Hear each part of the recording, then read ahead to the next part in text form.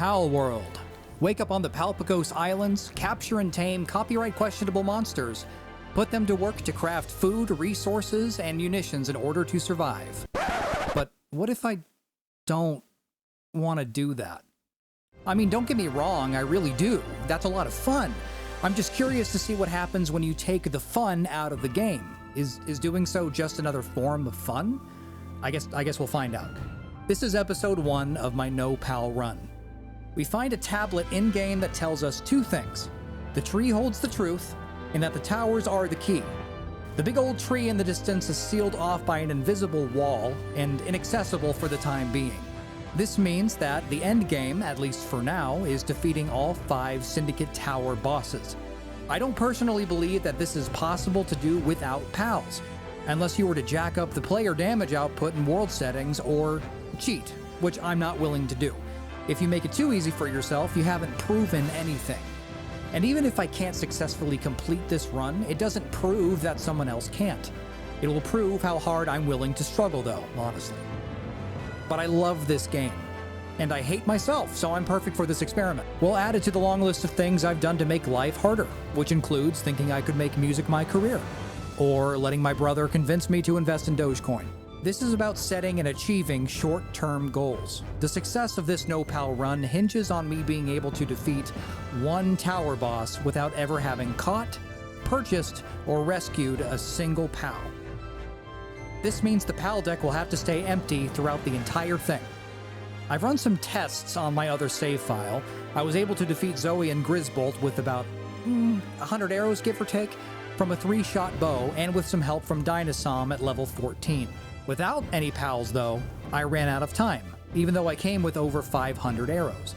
I don't want to leave anything to chance and I don't like losing, so I found a better solution that's completely viable even without pals, and I plan to implement it for this run. So let's get started. Okay, so we need a name for the world, preferably something original and not influenced by any other game in the genre. There we go. We'll go with the default character. It doesn't matter. Just need a cool name that'll stand out. And we'll make it Japanese.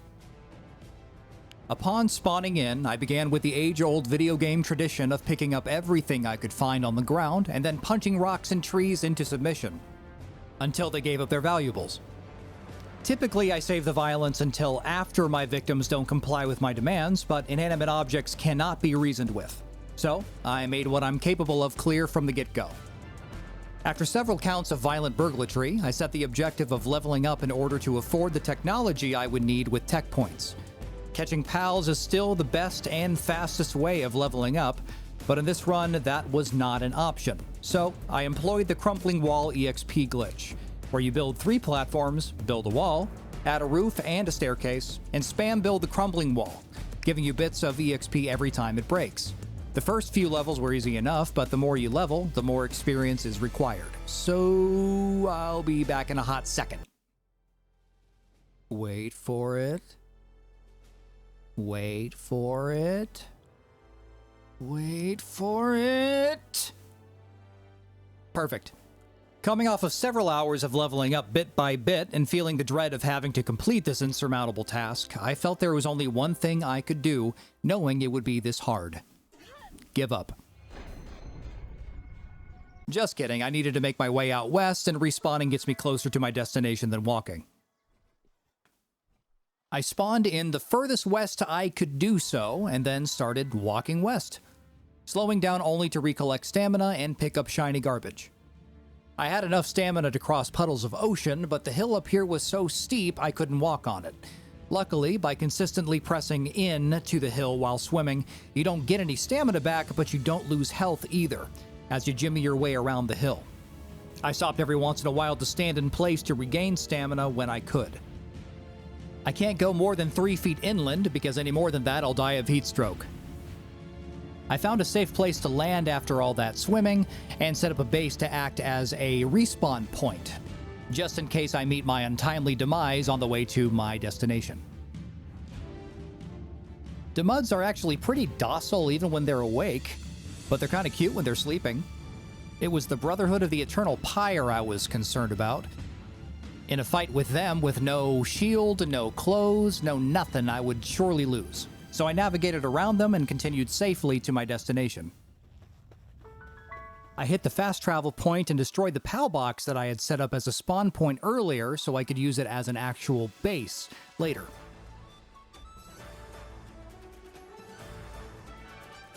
The Fisherman Post I arrived at is home to the MVP of this entire run, this merchant over here. He sells a makeshift handgun, which is very expensive. But what's interesting is that he will buy wood for 1 gold, but he'll still buy wood. And with that information, I had a plan. I set down the PAL box to get to work. But first, let's see everything I can afford with all the technology points that I haven't used. Hold on. Whoa! Dude! Back off! Stay.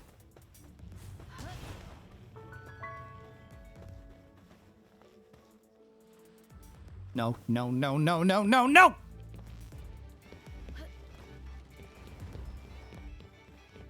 Crisis averted.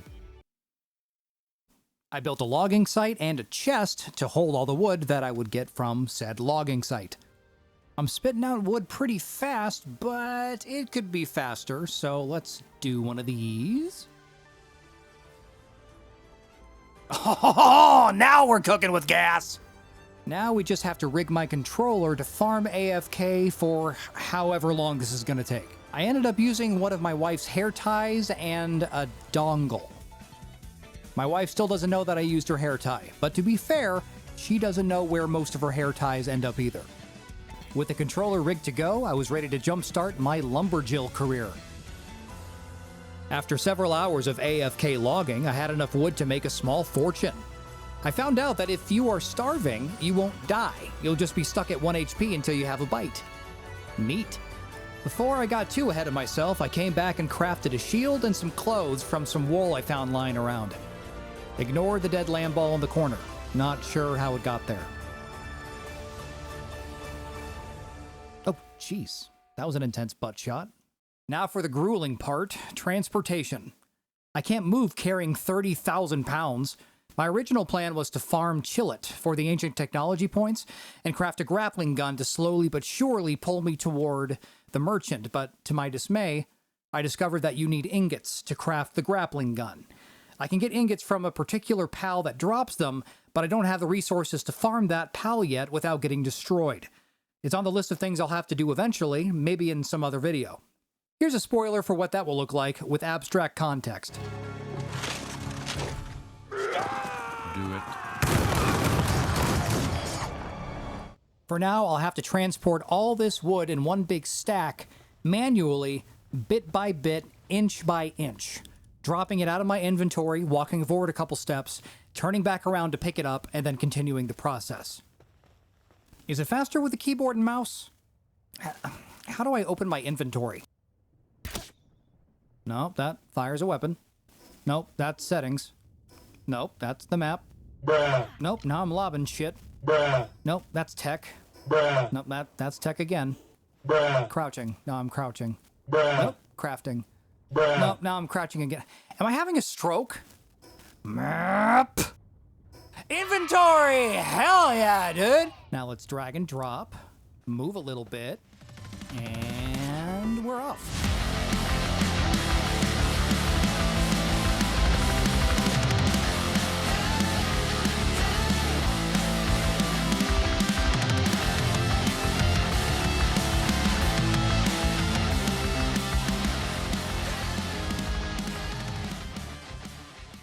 That took 7 minutes of in-game time, but I made it.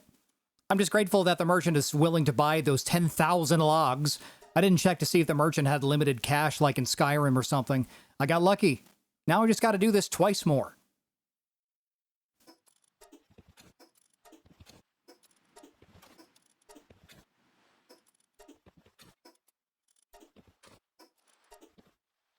Stack number 2 transported and sold.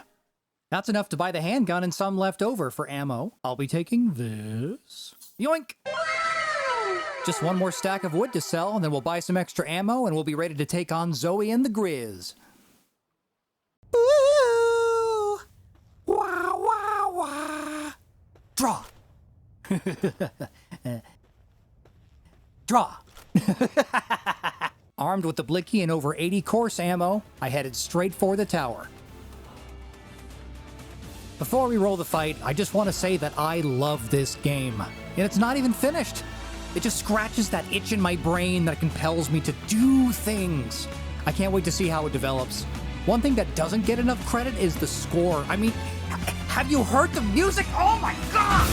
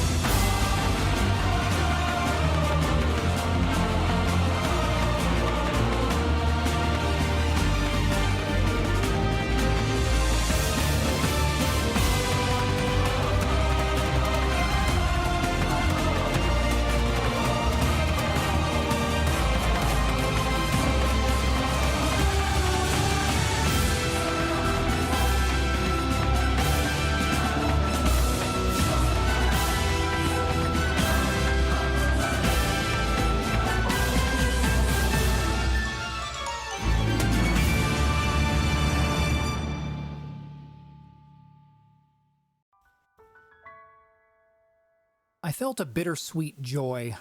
I just beat a boss in a game without using an intended game mechanic. That's gotta take some level of competence and patience, right? But I also felt kind of worried that this would be the falling off point. I mean, is it really possible to do this 4 more times, with increased difficulty in each fight? Do I even want to try? I don't know. I guess we'll see.